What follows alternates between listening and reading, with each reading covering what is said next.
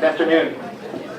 Welcome, everyone. I think we're really close to our capacity in terms of chairs. We're bringing in a few more, but if there's a chair near you that doesn't have a person in it, could you raise your hand so that someone from the back could fill in if you'd like to? Although I think they want to sit together is what's happening.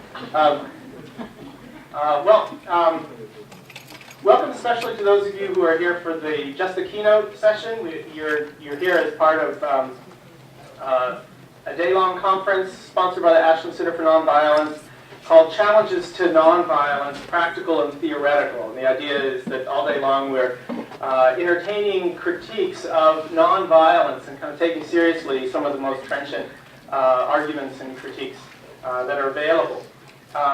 It's my pleasure to introduce our keynote speaker to you.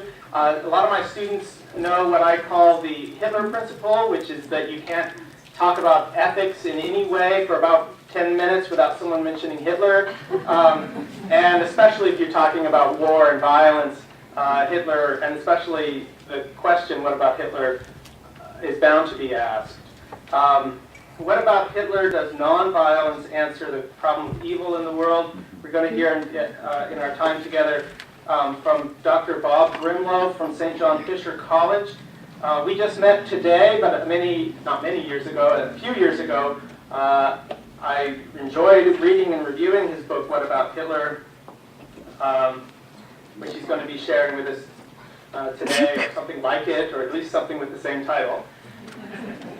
Dr. Brimlow is a professor of philosophy, but he considers the area of his work to be Christian ethics, and so a lot of us are in this room are prepared to hear something along those lines. In particular, to reckon with the kind of challenge to adherence to nonviolence that takes the form, what do you do about great evil? What do you do about great injustice in the world? So please join me in welcoming Dr. Brimlow.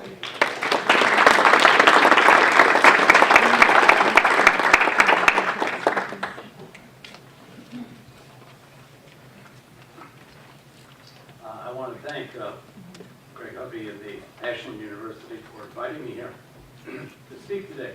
I'm also grateful for your attendance. It's difficult to follow such a fine presentation this morning. And to those of you who also are coming here just for my talk, I think it's best for you not to get your expectations too high. When I mentioned to my older son that I would be coming here, he said to me, well, Dad, be careful. And I was a bit puzzled by this, so I asked him what he meant. And he said, well, you know, people from the Midwest are different. Really? I said, yes, he said. He's been living and working in Wisconsin for the past year, so he's had considerable experience, which he explained succinctly. They're nice. Okay, I replied, and your point is what? And he paused for a long moment, and then he said, you know how you are? Yeah. Well, don't be that way.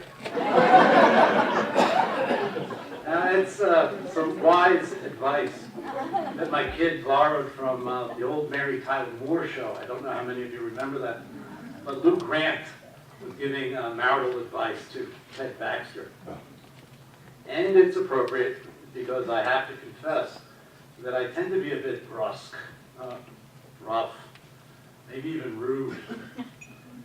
And as I reflect on it, I don't know precisely where my brusqueness comes from. Perhaps its genesis is environmental. I was born and raised in New York City and spent a number of formative years in the Bronx. And that environment has a way of instilling, shall we say, defensive aggressiveness into its residents. And on the other hand, perhaps it's genetic. My parents and siblings tend not to be gentle, understanding people, but they're rather too blunt, even downright cutting, if something blunt can also cut. Or maybe it's some combination of the two, environment and genetics. But in any case, the debate between nature and nurture is not what I wanted to talk about today.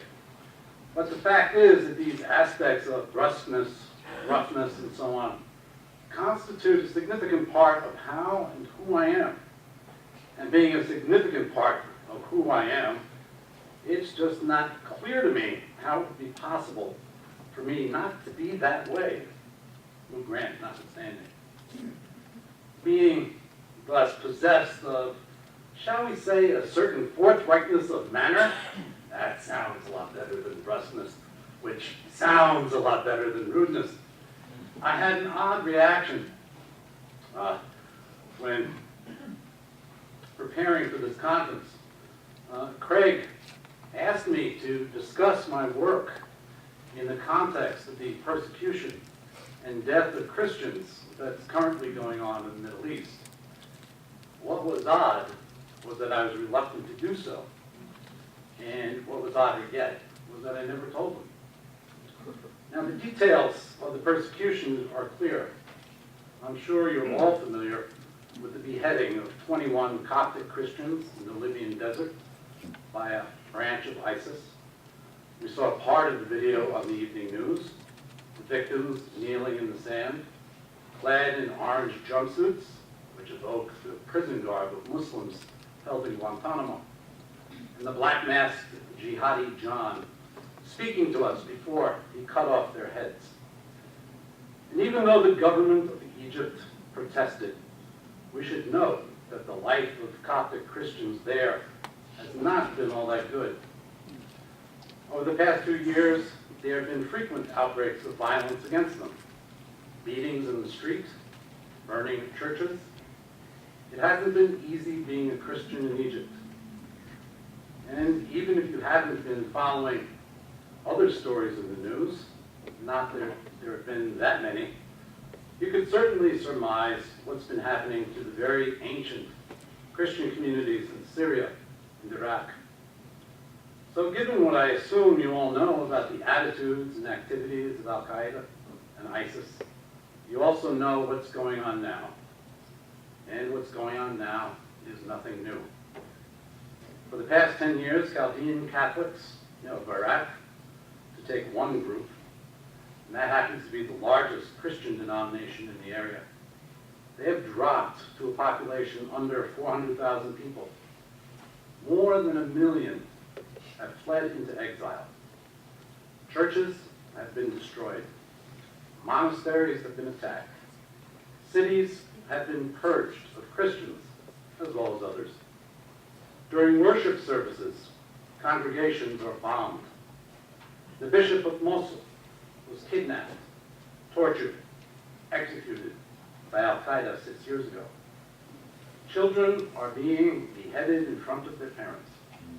Women are gang raped and killed. Men are being crucified on wooden crosses in town squares, all for being Christians. And not just Chaldean Catholics, but also Syrian Orthodox and Armenian Catholic denominations. They're suffering too what's being described as a slow-motion genocide. Bishop Francis Kalabat of the Chaldean Church speaks for the voiceless victims and the dead when he says, "What is happening to us?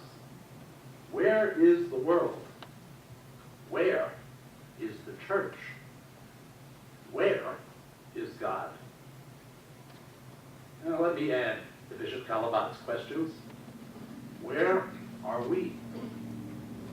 And let me not speak for you directly and take the focus away from what may be uncomfortable. Where am I? And I think this is where my reluctance to speak about this violence comes in. Initially, I told myself that I was reluctant because speaking of the persecution of Christians is like speaking about family members who were victims of violence. It would be unseemly to make them subjects of a conference paper. But I know who I am. I was lying to myself, trying to protect my self-image, myself, from the real answer. I am a Christian who does philosophy, And my blunt answer to the question of where I am cuts me deeply. But we don't get anywhere without at least attempting to be honest. I am right here in my own little world. I'm concerned about the snow in my driveway, the leaks in my roof, class preparation, and what we're going to have for dinner. I read the reports in the news, and I turn the page to get the latest economic forecast. And then, what I really want, onto the sports, read about the latest disaster that's happening to the Knicks. So these events, they evoke a tisk. They don't rock my world. But why? Where does this insensitivity and isolation come from? Well, perhaps it's distance. As I pray on the Good Samaritan story from the Gospel this Lent, I notice that the victim is right there when the Samaritan is moved to help him, not several thousand miles away. When I wrote about Hitler, I could talk, and maybe too easily, about the German church and German Christians who were right there. Does it make a difference that I can't hear the cries of my brothers and sisters, nor smell the gunpowder, nor smell the blood? I guess it's possible, but I don't know. And I have learned to distrust my initial answers to embarrassing questions. Maybe my insensitivity and isolation is born of the similarity of these stories and pictures of the Middle East today, of the stories and the pictures of the killing fields of Cambodia, the killing fields of Rwanda, the killing fields of Darfur, the killing fields of the kulaks and the Armenians, and on and on and on. And behind all of these stories and pictures and newspaper descriptions, I can fill in the blanks. I can provide the details from the movie reels and the memoirs of the Holocaust, how Primo Levi, Elie Wiesel, and others recount not just the death, but their own experience of suffering, the humiliation, the degradation, the helplessness of the victims, all of which echo Bishop Kalabat's questions. So perhaps I am numbed by the endless repetition that is neither startling nor moving anymore. Perhaps. But I know how I am. I suspect there's something at work on an even deeper level. I think I'm continuing to protect myself. You see, the obvious next question, if that's the right answer, is protecting myself from what? Well, if I am moved in the same way the Good Samaritan was moved, then I'm called upon to do something. And that something has risks. You see, I know that the distance excuse is a bogus one. Because even if I do put myself in the Good Samaritan's position, I am awfully frightened for myself. I know of AIDS and other bloodborne diseases. Do I really think I would bind the victim's wounds and take the chances of infection? You see, I do know how I am, so I do know that I would, at best, be very reluctant to even climb down into the ditch. Much rather call the EMTs. So, assuming that I were greatly moved by the plight of Christians in Mosul, Syria, Libya, Egypt, ideally, I'm a philosopher, let me work with concepts. What would I do? And more importantly, what would the risks be? Well, as odd and as embarrassing as it may be to admit at a conference for nonviolence, I am not a nonviolent person. My idealized conceptual reaction to seeing injustice being practiced is to put an end to it, to save the victim from further harm by any means, I hope, proportional to the harm or the danger to the victim. If I can stop the harm by yelling, then I would be inclined to yell. And if that didn't work, I would be inclined to restrain the perpetrator. And if I couldn't restrain him, I would strike him. And if that didn't work, and the danger to the victim were significant enough, such that the victim's life was at risk, I would be inclined to kill the perpetrator. So I know what's going on in your mind right now. You're saying to yourselves, I didn't know Rambo was bald. Yeah, not only bald, I'm also old. You know, I get winded going up a flight of stairs. And on top of it all, I'm a pencil-necked academic. Now, let's admit it. If you were in trouble or in danger, an academic, a philosopher no less, would not be the first person you would think of calling for help. Nonetheless, my idealized version, what I want is for the evil to stop. And I would be willing to use whatever means necessary to achieve it. And if I could not achieve that on my own, I would try to persuade others to do what is necessary, to join with me, or even perhaps to transfer my agency to an army in order to achieve that goal. Now, the concrete risks entailed by this idealized desire are obviously that I would probably die, perhaps unpleasantly and slowly. Well, now I do know how I am, and so I'm fully aware of a very large strain of cowardice that runs through me. And it is certainly tied up with the notion of self-protection that I mentioned earlier. I am assured, not only by philosophers, but also by others who deal in much more concrete matters, you know, like psychologists and sociologists, that I'm not alone in this. That a feature we all tend to have in common is a very strong desire, or even an instinct, to stay alive. So now it would seem that the rational thing to do, especially since I like economic news so much, is a cost-benefit analysis. Let's total up the balance sheet and assess what's to be gained or achieved against the cost of achieving it. So, on the one side is the benefit, the elimination of a current evil and the rescue of innocence. On the other side, the cost, the probable deaths of some of those willing to risk their lives to achieve a very good end that could not be achieved by any other way. This is essentially the position of just warriors. And knowing how I am inclined to agree with them.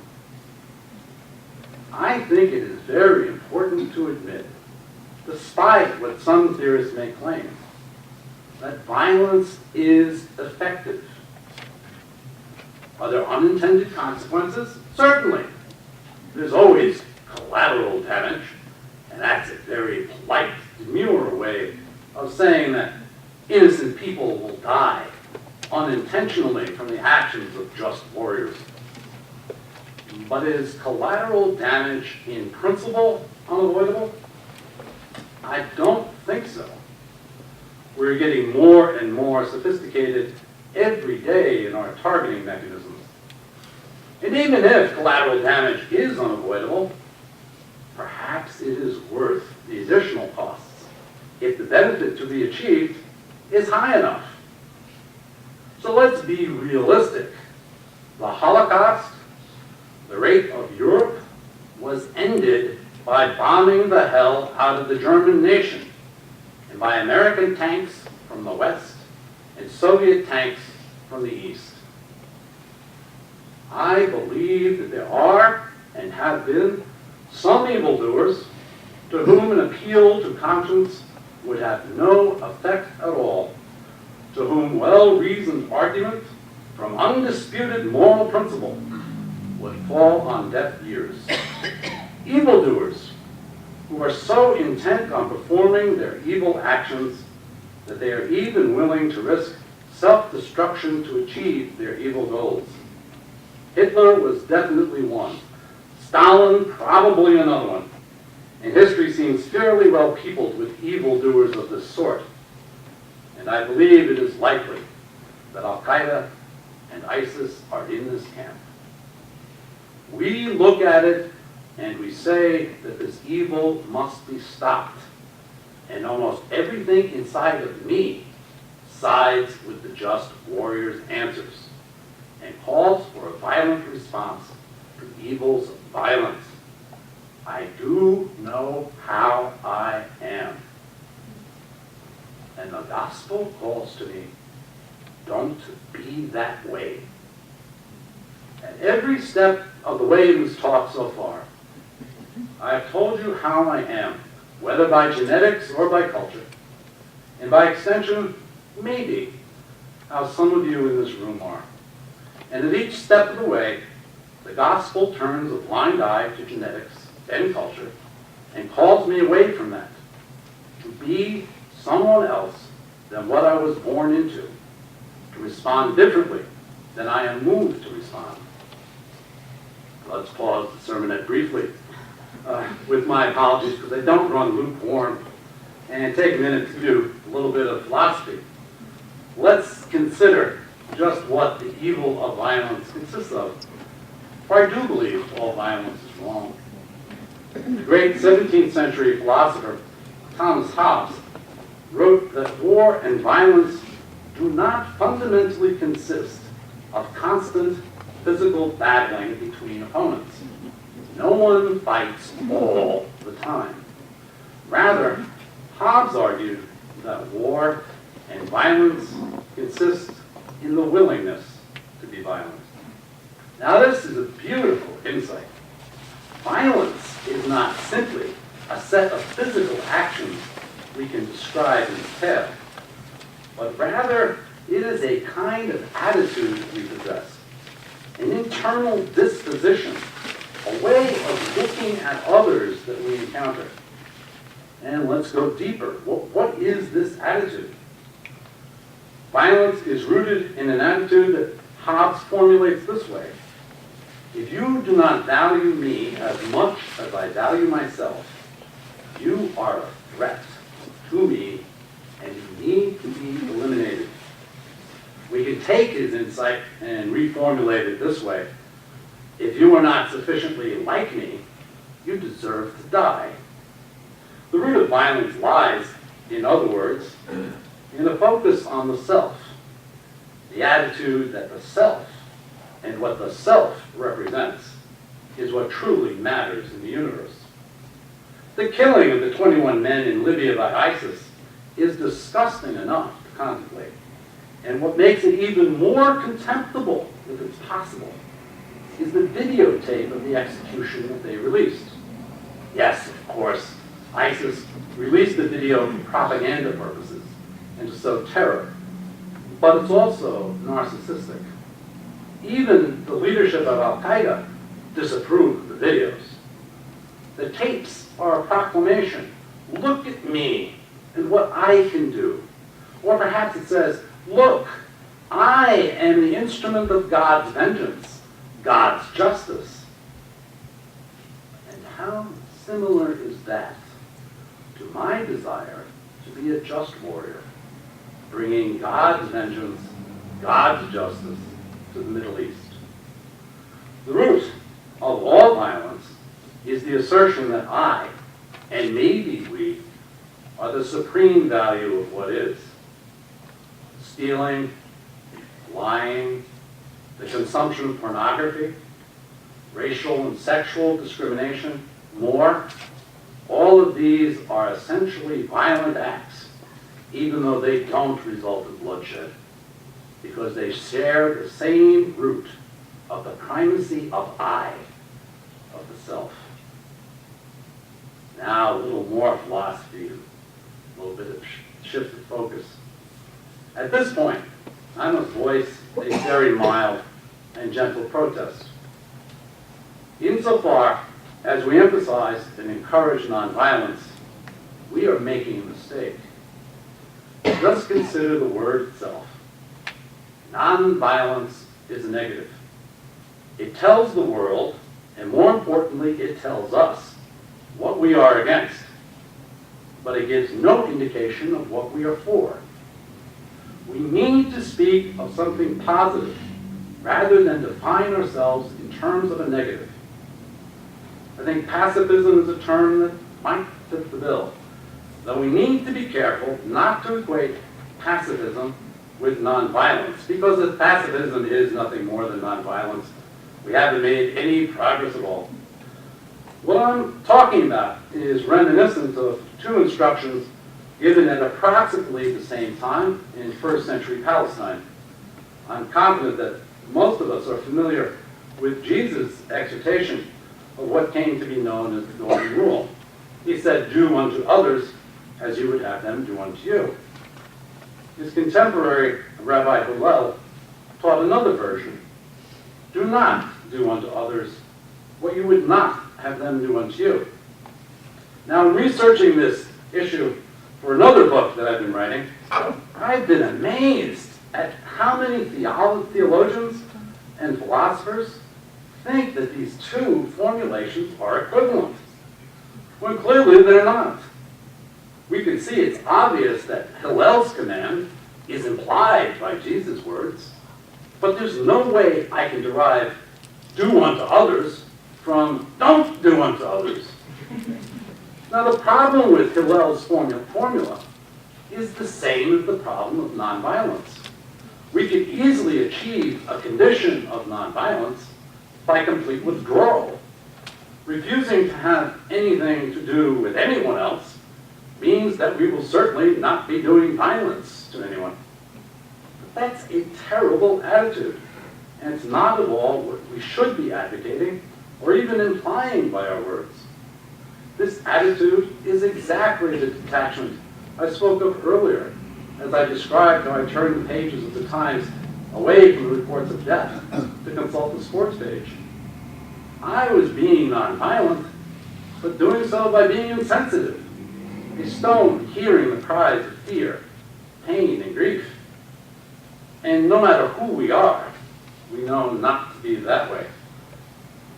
So, as I have described, as soon as we become sensitive to the evil that ISIS and others are doing in the Middle East, as soon as we leave our detachment behind and hear those cries and see those pictures, we want to help. Our goal is to end the killing of innocents. If nonviolence is a tactic to achieve those goals or ends, it will not work unless certain preconditions exist. Those to whom we make the appeal by our nonviolent actions must have a conscience that will be moved by it. And there must be some publicity such that our nonviolent actions can get to their attention in the first place, so they can be moved by it. If nonviolence worked as a tactic for Martin Luther King and Mohandas Gandhi, it was because the majority of people in the United States and Great Britain saw the pictures, read the accounts of the nonviolent protests and the beatings that followed, and were moved by these reports to change the conditions. If that majority were deeply racist or committed colonialists, those reports would have had little effect. If a Stalin or a Hitler were in charge, they would have killed King and Gandhi at the very beginning of the movement. And I doubt that those movements would have progressed very far at all. Nonviolence may well be a tactic for achieving some end or goal, but as such, it is limited. Peacemaking, as a part of faithful discipleship, on the other hand, is very different. Rather than a tactical approach, it is how we are to be. So, how do we pacifists propose to respond to the killing of Christians in the Middle East? Let's be less parochial now and question what we should do about the killing of other innocents, Shiites, Sunni, Yazidi, Sufi, and on that list grows. And so it should, as we leave our detachment and insensitivity behind. And it grows even larger as we widen our vision to the world. Look at the Ukraine, African American communities in our own country. What is it that we should do? We need to confront the violence with love and peace. Now that answer is all very nice. It's suitably abstract. And what would you expect from a sermonizing philosopher? But what does it mean in a much more concrete sense? What does a loving, peaceful, peacemaking response consist of? I have to confess that I don't find it easy to answer that. As a matter of fact, of all the defects of my book, What About Hitler?, the most glaring is my failure to speak sufficiently of love. This point was made to me by Robert Holmes. I dedicated the book in part to him. He's my teacher. He's a terrific philosopher and a secular pacifist who mentioned the shortcoming in his typically gentle manner. The other book that I mentioned I was working on earlier pertains precisely to this issue of what love requires. And I've been working on it for nearly 10 years, and I don't know really that I'm close yet to a satisfactory answer. It's hard to work on the concept of love, and it's hard to work out how concretely to love, and putting the two of those together in some kind of coherent fashion has really been eluding me. But some things start to emerge as we consider the question. Love needs to be focused on the beloved and not on the self. Love that seeks a loving response falls short. It would be as if I were to say, I am loving you in order that you love me back. And as such, love is robbed of its beauty, its value, its power, its very essence. And this form of love is just another form of selfishness. Love does not seek a response, but is focused on the object of love, the other person. We love the other with whatever faults and shortcomings he has. We cannot become blind to those, because then we would not be loving the other, but we would be loving someone who's an idealized version that isn't real. We must be truthful. We accept the other in the same way that we love ourselves. Yes, despite what I've said about self-preservation and selfishness, we do love ourselves, and we ought to. Love of self is something good. What is perverse is when the love of self becomes all there is, becomes something single-minded, limiting, excluding. That perversion of love is egotism, which is at the root of violence. When our love expands outward and encompasses others, no matter how they are, the promise of love becomes fulfilled. In some ways, this is not all that different than Kantian ethics, but rather than zeroing in on the rational process of universalization the way Kant advocates, we are taught instead to love one another as I have loved you. We are given a model to pattern ourselves upon. So this love of the other as I love myself, bless you, has further implications. First, it draws me out of my own self-centered concerns and universe and enfolds the other. Secondly, as I mentioned, it requires truth-telling. Now, telling the truth lovingly is not quite as easy as it sounds, because it is so easy to weaponize the truth. It can be used to hurt or even destroy. I mentioned Robert Holmes a few moments ago. He told me the truth about What About Hitler, and he did it in a way that was uplifting. Too often at academic conferences, or even discussing work with other scholars, The comments and the criticisms that are offered are both truthful and devastating, of the sort, "I can't believe you are so short-sighted that you don't see the foolishness of your views in these respects." It is frequently a brutal experience of "gotcha," and "look at the flaw in your reasoning." Holmes has never been that way over the nearly 30 years I've known him. What he did, he said to me, "It seems that love would be a pretty important concept in what you're talking about." And I agreed enthusiastically. It took me about an hour before I realized that I hadn't written about it. I think he trusted me that I would get it. Now, it's very important to realize some other background. Holmes disagrees with significant aspects of my approach to nonviolence. Further, he disagrees strongly with my deep skepticism about a secular basis for nonviolence and pacifism. Because I hold him in such high regard and esteem, he could have harmed me and my project in a way that would have furthered his own alternative proposals. And he did not. This is an example of truth-telling that comes from love. It does not say, "This drives me crazy about you," or "What is wrong with you?" but rather, "Let me help you make you better." There is at least one more aspect that we can tease out of this episode that we need to consider.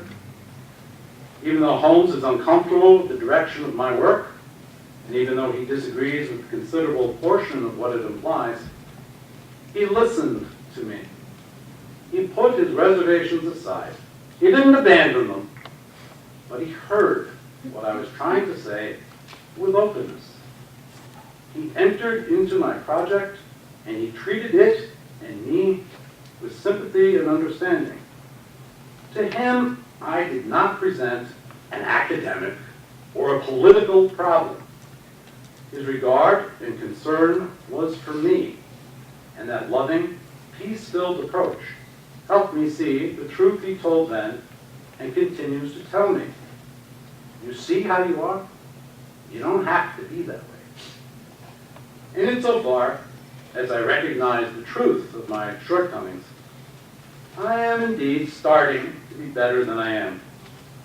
Recognizing the truth of shortcomings also involves recognition of what does not fall short, the goodness and the blessedness within. Not that it's very much easier for me to hear the truth of what does not fall short than it is to hear the truth of my shortcomings. But then it wasn't easy for Holmes or the others who love me, like my wife and children, to tell me the truth. But that is what love does, or ought to, at least in part.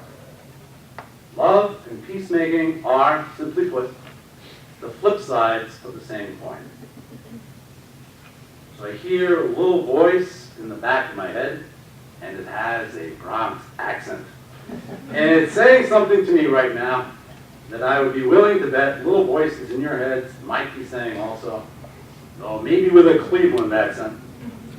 All right, even as abstract as this answer is, it looks like you are proposing to confront Al-Qaeda and ISIS with love and peace, to enfold them, embrace them with sympathy, understanding, and love, and to tell them the truth, and like that. And so, what do you think is going to happen next? So I think it's obvious. We will die. They will kill us. Let's not be sentimental. The Bronx voice again. Huh? That's a ridiculous answer. How the devil does more death solve the problem of the slaughter of innocents? You are simply advocating the slaughter of more innocents. Rather than solving the problem and reaching the goal we all want, you're just making it worse. This is foolishness. This is an absurdity. I need a drink of water for that. That was good. Well, all I can do in responding to that is say yes, it is. And And make no mistake, I am not at all thrilled with this outcome any more than a little voice from the Bronx. But we're not done yet. A really important question we need to look at is, why is this answer absurd? When we say something is absurd, it's a philosopher again, clarifying, we are claiming that it doesn't make sense, that it is unthinkable, that it is contrary to all reason. And I agree that it is. And I further insist that it ought to be embraced. So let's put it into context, and that context is going to be faith-based. St. Paul writes in his first letter to the Corinthians, the wisdom of this world is foolishness to God, and the wisdom of God is foolishness to man. Wisdom, in Greek, the root of philosophy, Sophia.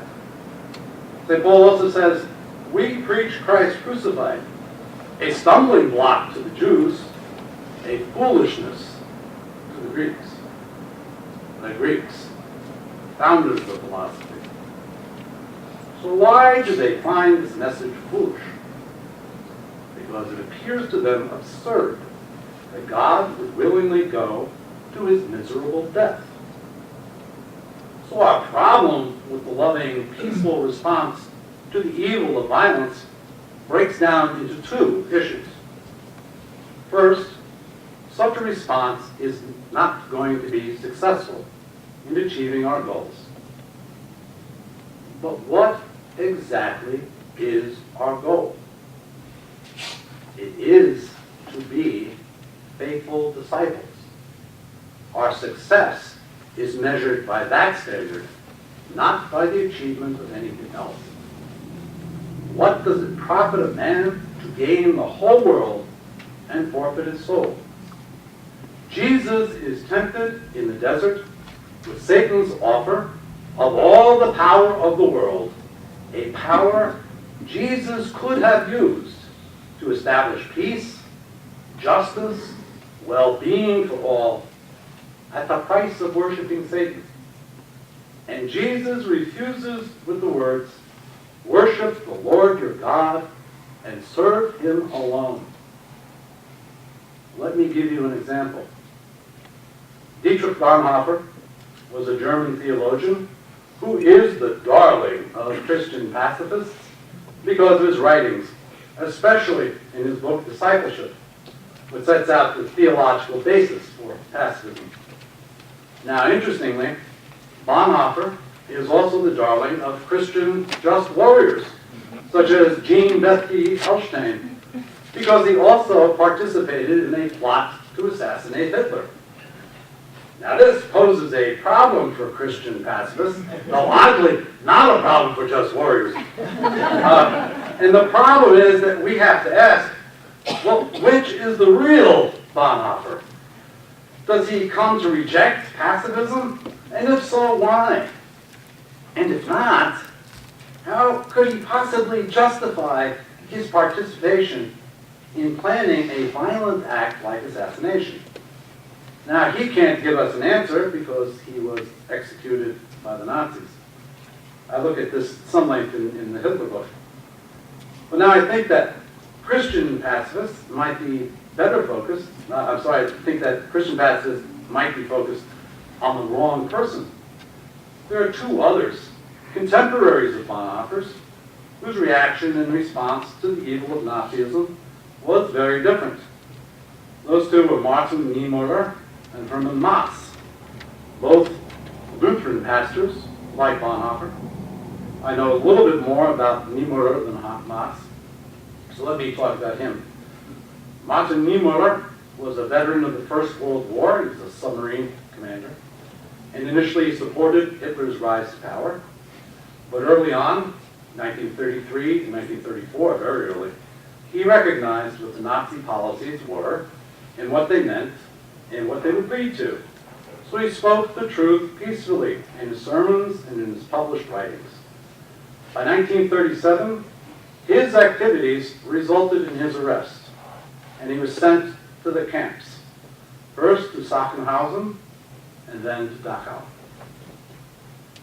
I don't know how he survived, but he was finally released in 1945. So just think of it, 8 years in Dachau, this close to a painful death, undergoing torture, humiliation, degradation on a daily basis for 2,920 days. We could easily look at Niemoller and ask, well, what the devil did you achieve? But that would be to miss the point. When he was asked why he did what he did, Niemoller responded, I simply asked myself, what would Jesus do? Now this is not simply the WWJD we used to see on t-shirts and those plastic bracelet thingies. This man internalized it to such a degree that it became his life, and he accepted the results.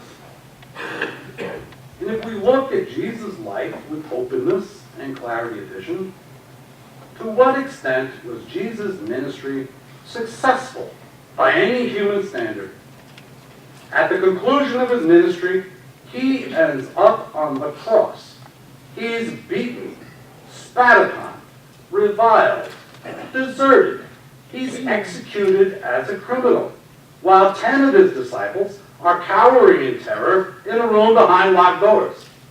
Do you ever wonder where Thomas was, by the way, during that episode? I don't know what the heck he was doing. Anyway, this is not a triumphant tale at all. That time between Jesus' death and his resurrection that we can gloss through very quickly was a time of utter and complete collapse and disaster. I can hear the Bronx accent of the apostles now. What in the world have we gotten ourselves into? The faith that is required to endure through these things is not something philosophy and reason can teach. Elie Wiesel tells a story in one of his books about a group of Jews in the barracks in one of the camps of Auschwitz during the Holocaust. They decide to convene a rabbinical court, and the purpose of this judicial proceeding is to put God on trial for permitting the Holocaust to occur. After considering all the evidence presented by the prosecution and the defense, the court found God guilty. Imagine. And then, when the trial closes, the chief rabbi who presided over the proceeding calls them all to prayer. Well, that's the response to the success objection. The second problem with the loving, peaceful response to the evil of violence is that it leads toward death. I'm going to repeat myself so that no one is misled, and more importantly, so I won't lie to myself. I don't like this answer any more than I think you do. As I've already revealed, I know how I am, and I know I am a coward, and the root of that cowardice seems to be fear. That's a bit too general, so I think it's time for me to explore my cowardice a little bit more. What is it specifically that I am afraid of? I don't think I am afraid of death. For one, it's inescapable. I know that all of us will eventually die, and I'm included in that. I think I can live with the thought of death. Oh, come on, that was a good line. I can live with the thought of death. My secular self, that portion of me that proceeds from rationality and cold logic, is persuaded by Plato and the other ancient philosophers that after death there is either nothing, in which case there's nothing to fear, death being like a dreamless sleep, or else there is an afterlife, which will likely be even better than this one. Now, I'm not so sure how they can conclude that it would be better, but never mind that. Philosophy should be allowed to have some consolations. So, Death itself doesn't scare me, I think. But it seems that dying does. For a brief time, that always seems in my memory much longer than it really was. I worked in a terminal cancer hospital in the Bronx. What would now be called a hospice. I was a cancer care technician. Now that's a very fancy way of saying that I was a nurse's aide, taking temps and other vital signs, cleaning bedpans, changing sheets, trying to make the patients comfortable during their last weeks. And I watched the men in my care go through the process of dying. For many of them, their choice was a stark one. Either to suffer incredible agonies or get drugged up with anesthetics to the point of insensibility. And neither option was an attractive one. Further, almost invariably, all my patients died alone. Their loved ones could not bear to see them in their condition, or perhaps couldn't stand to watch them dying. So all they had was me, and the techs, and the other staff on other shifts, concerned with bedpans, sheets, vitals. I would try to make small talk with my patients as I bustled around, but making small talk with the dying is at best very odd, and at worst, it's macabre. They don't really care about the Knicks, how they did last night, or what the prospects are for the Yankees next season. Perhaps the patients would have wanted to talk about their dying, but I would change the subject, having nothing to say about that and not really wanting to hear it. That prospect of dying alone, in pain, or insensible, maybe with a stranger about doing other things, and chatting to keep up my spirits with talk of stuff that doesn't matter to me anymore. That prospect frightens me deeply whenever I consider it and see that picture in my mind's eye. See, I used to wonder why I've never been invited back to give a second presentation. So with most things that frighten me when I contemplate them, I find myself avoiding all thoughts of death and dying. I put them out of my mind as morbid thoughts best left unconsidered, and even perhaps discount the possibility of death and dying at all. Denial, like philosophy, is also comforting. And even as I put those thoughts out of my mind, I find it odd as I reflect that culturally we're confronted with depictions of death and dying all the time. On television, in the movies, in video games. We see the images, and usually they go by unremarkably. We recognize them as devices to advance plot lines, mysteries that need to be solved, events that spur the interesting action that follows. These depictions of death and dying are sanitized versions. They're fairy tale fictions. They're idealized fantasies of the unreal, a lot like pornography. It's odd that we encounter this fantasy death all the time, even to the point where we don't notice it and are even comfortable with it. But not really. On the news, we consider depictions of real death to be unseemly, something that ought not to be viewed. Real death and dying we keep as far away as possible. They didn't show the actual beheading of the 21 Christians in Libya on the news. They cut just before the cutting started. It's fairly rare that we see photos of dead bodies in the newspaper or on the evening news. And when we do, they're usually neat and tidy, corresponding to the fantasy death of fiction. And it's often the case, even with these clean, sanitized pictures of the dead in the street, that we remark, do they really have to show us that? It wasn't that long ago that the Pentagon and administration objected even to the showing of flag-draped coffins returning from the Iraq War. And even as we look, we become uncomfortable. Some feeling arises that we are being voyeurs, or seeing something that we really shouldn't see. Have you ever noticed people at wakes? So very often they congregate as far away from the open casket as possible. They crowd the back of the room, visiting with each other, trying to stifle their laughter, keeping their distance from the loved one in the coffin. And the loved one herself, she's dressed neatly in her best clothes, powdered, smooth, like some mannequin in sweet repose. She's only sleeping. We don't like looking at the body, even when professionally prepared with all the undertaker's arts. We keep our distance from death, and even more from dying. The vast majority of Americans died not at home, but in hospitals or hospices, under the care of doctors, nurses, and technicians. In hospitals, where a prolongation of life gradually blends into a prolongation of dying.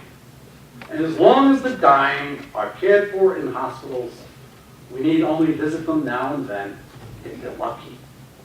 We keep our grief to ourselves, and we cover it to them with false hopes of a better day tomorrow. Anything which hints at real death and mortality tend to be the things we shun. Retirement villages, get to that age. Senior living facilities, come on, these are old age homes. We send our old away. Well, they choose to leave us voluntarily so we won't be burdened. And when it's voluntary, we're so relieved. To consider the old as burdens strikes me as something shameful, much in the same way that it seems shameful to me to say of the old, she isn't the way she used to be anymore. Well, none of us are, really. But at some point, the line seems to be crossed when not being the way we used to be turns into something bad, unseemly, something to be avoided rather than embraced.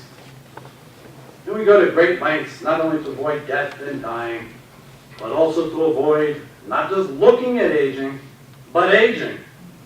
Botox injections to get rid of wrinkles, hair implants to get rid of baldness, not guilty, hair colorings, facelifts, breast implants, nail enhancement products to try to recapture what we used to be when we were 20. As though being 20 were all that wonderful when we were 20. We were eager, if you remember, to get on with it and grow up. So why does this ill-defined notion of youth or youthfulness become the standard against which we measure ourselves and towards which we diligently spend our efforts and treasures in a vain attempt to avoid the unavoidable? It's easy to mock this, to poke fun at it, to appear superior to it or immune from it in speaking the way I have. And I don't mean to do that. I am not immune from any of this either. But this is an important phenomenon we need to confront. That desire for self-preservation I spoke of earlier leads not only to overt acts of violence, but also leads us to how we regard aging, dying, and death. Self-preservation is so strong that I think the idea that one day I shall be dead is something that is, in reality, incomprehensible to me. Of course, I can say the words, and I can do the philosophy, but I can't really imagine the world without me. Even when I think of myself as dead, and what the world might be like without me in it, something of me is not dead that is looking at that picture. When I try it, I seem to get caught up in some contradictory mental state where I'm not there, but am there, watching me not be there. And I can't sustain that. Now, it's not been my experience that our churches have done very much to teach us how to die. And I don't know. Maybe that does occur when pastors counsel the dying. But if that's so, that strikes me as being rather late in the game. And my suspicion is that most pastors are about as well equipped and comfortable in counseling the dying as doctors seem to be, which is not much. Our churches also seem to fall short in teaching us our responsibilities to the aged and the dying, and our responsibilities to the dead, challenging us to meet those responsibilities. They don't do that, let alone offer us the support we need to meet them. We hear fairly frequently, especially at funerals, that through Jesus' resurrection, he has defeated death. That his resurrection is our victory over death. And I find myself tempted to believe that this means I won't have to die. That I'm not going to die at all, in any kind of sense. Well, this clearly isn't correct. Often in the Gospels, and whenever anything is said often in the Gospels, I think we should pay closer and particular attention to it. Jesus calls us with the words, "Take up your cross and follow me." One such instance occurred recently this Lenten season when the passage was part of a Sunday's readings. And the priest, in his homily, charted out the familiar interpretation. Well, we all have crosses in our lives to bear, infirmities, temptations, such. But we need not let them drag us down. We can bear them, and so on like that. You all know that. And yeah, this is one way to view those kinds of verses in Scripture. What makes me uncomfortable is that this interpretation is so prevalent that it waters down or even crowds out another meaning of the passage, and we can miss that deeper message. The cross is an instrument of execution. It signifies a brutal death far beyond the protections of the cruel and unusual punishments clause of the Eighth Amendment. And that result is, apparently, what is promised to us. Take up your cross and carry it with you as you follow me to the place we are going to end up. The imitation of Christ imitates him all the way to Calvary with a death of reputation. We will die as criminals in the eyes of the world, fools following absurd commands. And let us not forget physical death at the hands of those who have power. And not only that, that's not bad enough. So bad it lost my spot. Here we are. We are called to forgive them for what they're going to do to us. Forgiveness of those who wrong us most terribly. This is the expression of the highest love that can be offered. Bishop Calabat, whom I quoted earlier about the Chaldean Christians, had one more thing I wanted to share with you. At the end of the interview, he reached into his shirt pocket and took out a crucifix. And he said, "We are called the Church of Martyrs. That is our pain and our saving grace. Our faith is not a theory. It is not a set of teachings. It is a person, and we are called to be like him. When I look at this evil, I want to be Rambo. But that won't do any good. We carry the cross for a reason." So these are the problems we all, I included, have with the answer. From either genetics, how we are wired, or culture, how we've been raised, our reaction to peacemaking, love, and forgiveness strike us as futile and unsuccessful, and further, leads to our deaths, which we can't accept. We know how we are, and because this is how we are, it does not seem possible not to be that way. So of course, I do think it's possible, but it doesn't happen overnight, or by attending conferences as important as that is, or even by reading better thinkers than I am on pacifism. If what I have said is even close to the truth, and I'm not sure, we can't expect to meet our deaths in the sands of Libya tomorrow with a message of peace, love, and forgiveness on our lips. It all has to start with what we do to change ourselves. It starts with actually being another way. We need to become stronger in the faith, and we need to become peacemakers in all the aspects of our lives, especially the most mundane, common, everyday experiences. How do we love our enemies? And by that I mean, how do we love the men of Al-Qaeda, the men and women of ISIS? How do we love Hitler? How do we repay evil with good? We build up to it until those answers cease to be absurd and instead become the natural way for us to be. What I can do now is offer a sketch of how to do this. It's a sketch because my time is running out. And even if my time weren't running out, I've probably spoken too much as it is. And secondly, and here I'll be more truthful, it is a sketch because I'm hardly an adept. I don't think I have come even close to achieving what I advocate. I take a very, very cold comfort from the words of St. Paul in Romans when he says, I don't understand what I do. For what I want to do, I don't do. And what I hate, that's what I do. But at least I have some idea of what I ought to want to do. So first and foremost, we need to become stronger in the faith.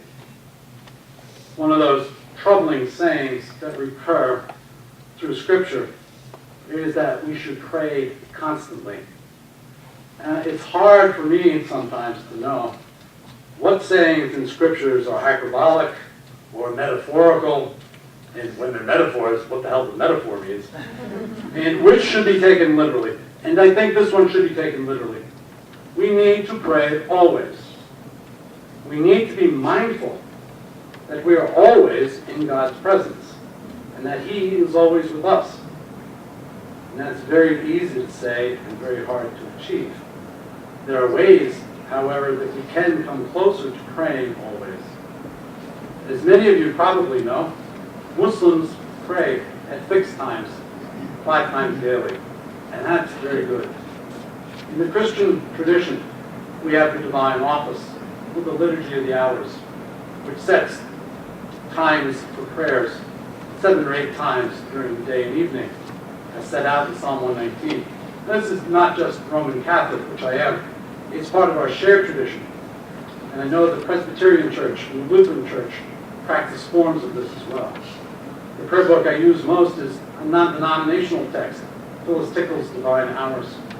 At any rate, what happens with regular prayer at fixed times means that we're never very far from it.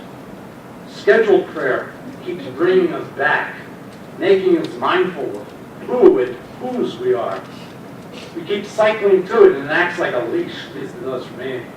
And it gets us to reflect about what we're doing and why. Another method I found useful is the Jesus prayer, practiced mainly by the Eastern Orthodox. It links prayer to breathing, repetition of the prayer, Lord Jesus Christ on the in-breath, Son of God. And then on the out-breath, have mercy on me, a sinner. And you do that, and you time it with your breath, and you do this, and eventually you find yourself praying it whenever you find yourself breathing. This too, beautiful. This breath and prayer become tied to one another. The fellowship of believers in prayer is also important. I need people to ground me and challenge me, those who know and love me, to continue to call me to be better, more faithful. I'm blessed with a family that does this as well. This deepening of the faith is the bedrock upon which everything else is built, and which calls us further. So this practice of constant praying, or approaching constant praying, is necessary, but it's not sufficient. It's not enough. We also need to put the faith into practice, to find methods to break out of our detachment and isolation. We have to form ourselves into the kind of people who behave as peacemakers, who live lives of discipleship, not only in our hearts and souls, but also through the expression of our actions. I'm Catholic, so I like the Epistle of St. James. It's only when violence in all aspects of our lives, especially those that seem trivial, become incomprehensible, that peacemaking and love will reveal themselves to be the natural response to evil. Through daily acts of mercy, we can habituate ourselves to be the people of God. So the works of mercy are the ancient way the church has developed for making the actions of discipleship more concrete. They're derived from various aspects of Scripture, especially the Beatitudes and the rest of the Sermon on the Mount, as well as from our long tradition. They fall into two categories. The first, the spiritual works of mercy. These include instructing, advising, consoling, comforting, bearing wrongs patiently, and forgiving.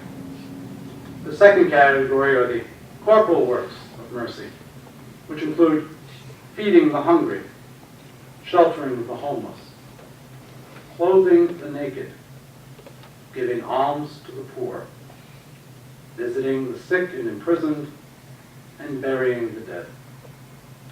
Now, two things are important. The first is that all the works are directed outward, towards what we should do for others. And others includes all people, whether they are Christians or not. They are works of mercy because they express the love that God has toward all of his people, and shows us that we are to be his instruments. They express the arrival of the kingdom of God, and also emphasize to us that we have been and continue to be recipients of God's mercy.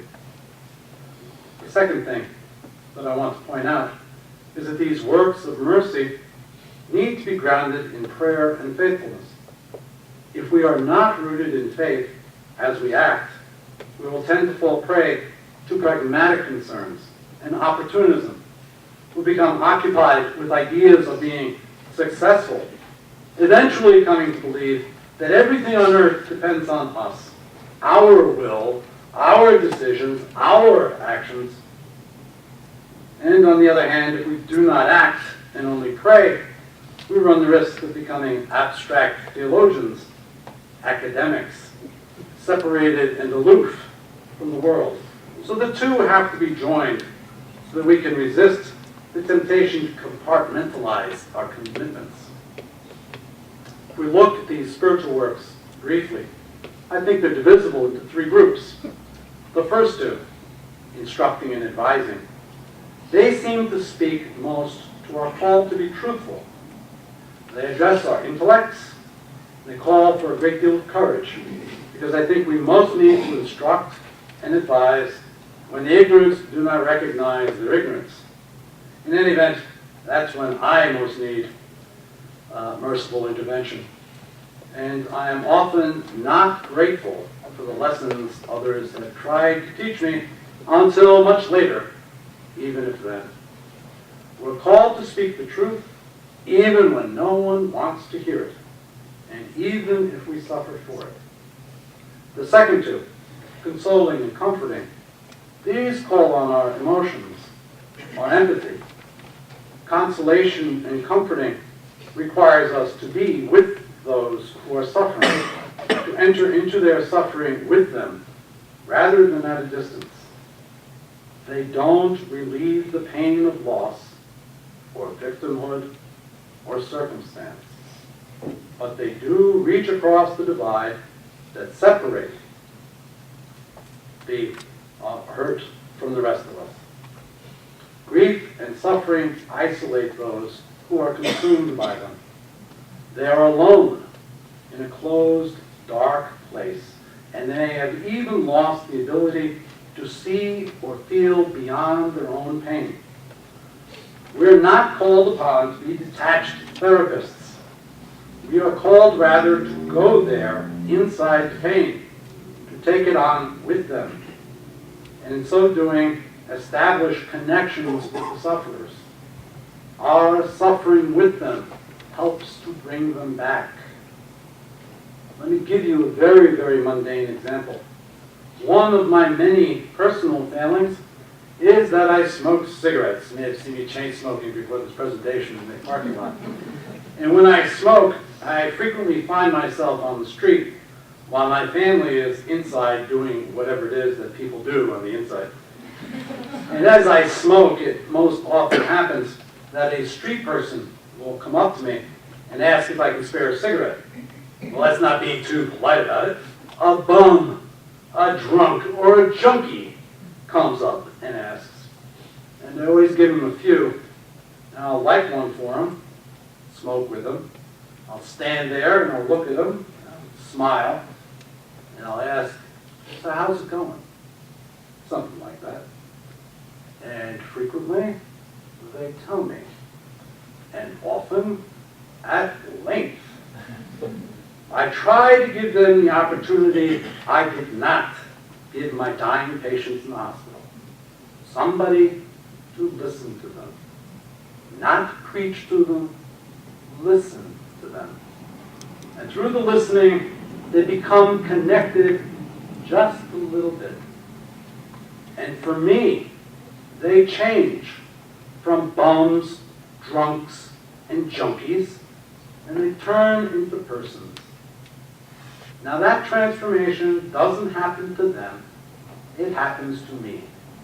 I start to see them as children of God, people loved by God, despite their smell, their filth, and their milky eyes. The last two spiritual works shift the focus. With these two works, we are the victims, and we are called to bear the wrongs inflicted on us with patience and to forgive those who have wronged us. It is inevitable that we will suffer if we live the way we are called. In fact, it's guaranteed to us. And in fact, the fact that Christians are not suffering in the United States indicts us. Those two works again, even with the shift in focus, ask us to move beyond ourselves and focus instead upon the perpetrators of the injustice done to us.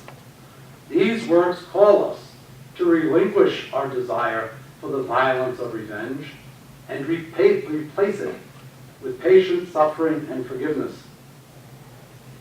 I want to stop for a moment on forgiveness and point out that it is not qualified in any way, especially by what I want.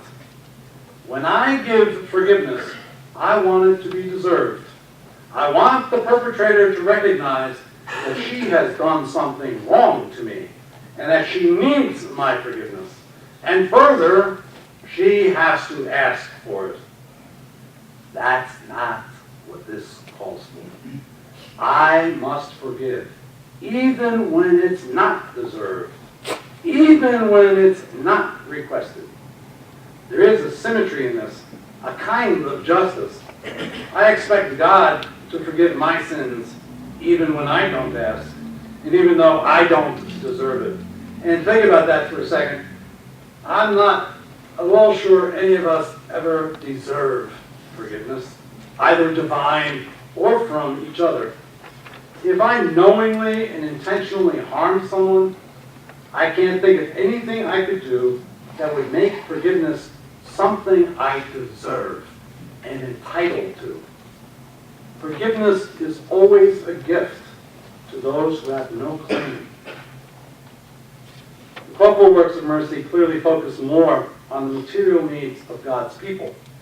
I want to skip over the first four, though there's much that should be said about feeding the hungry, sheltering the homeless, clothing the naked, and giving alms to the poor.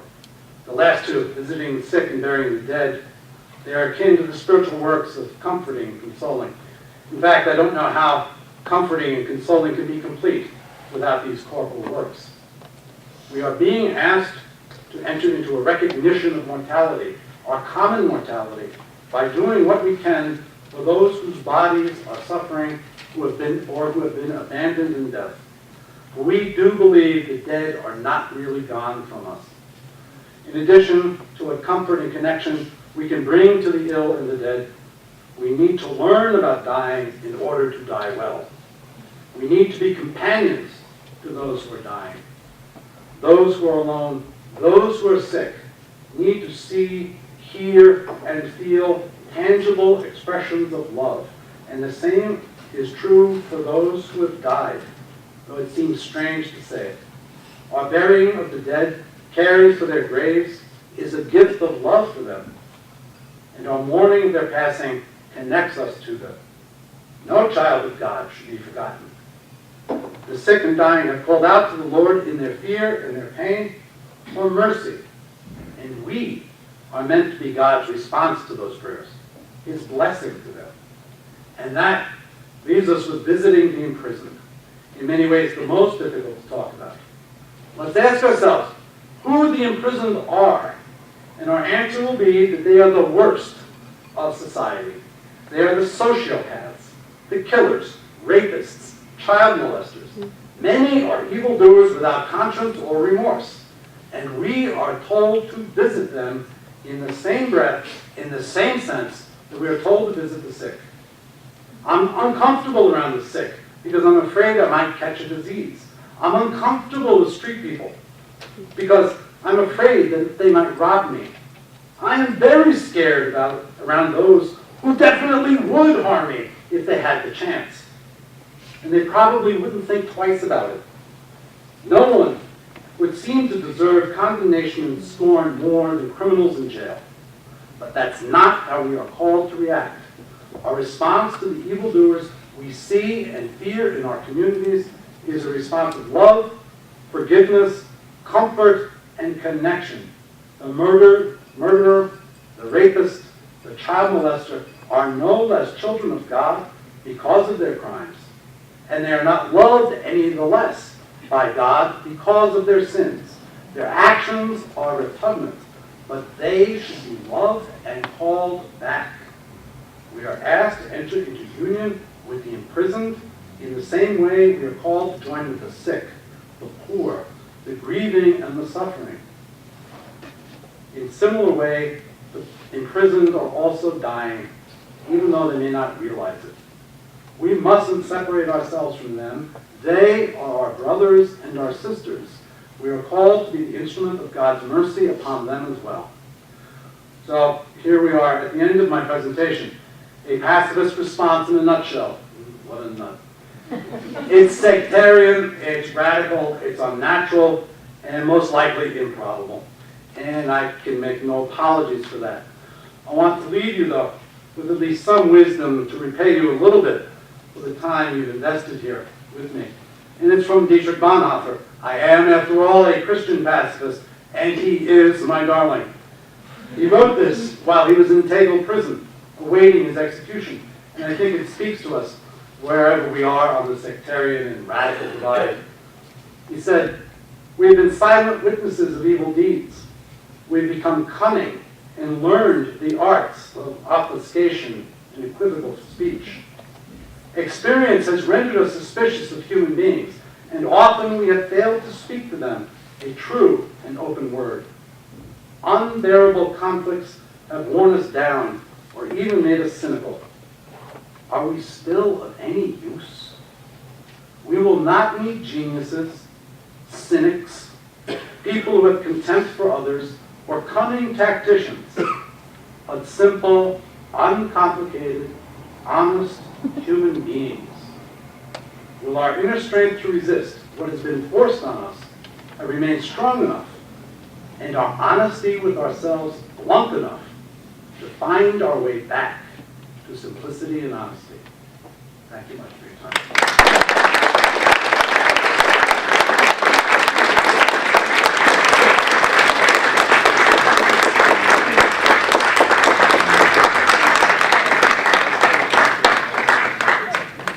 Well, we unfortunately don't have time for questions. And so as much as I know that you are burning, he did this on purpose, I think. So right at the last minute. So because we have several more presenters in our conference, and we have to take a break, and I know you may be feeling the need for a break, so some of you will no doubt come up and ask your questions to Dr. Brimlow during the break. But and for those of you who were just here for this, we're going to break now, and then those who were here for the conference will gather back in about 10 minutes. Okay? Help me thank Dr. Brimlow again.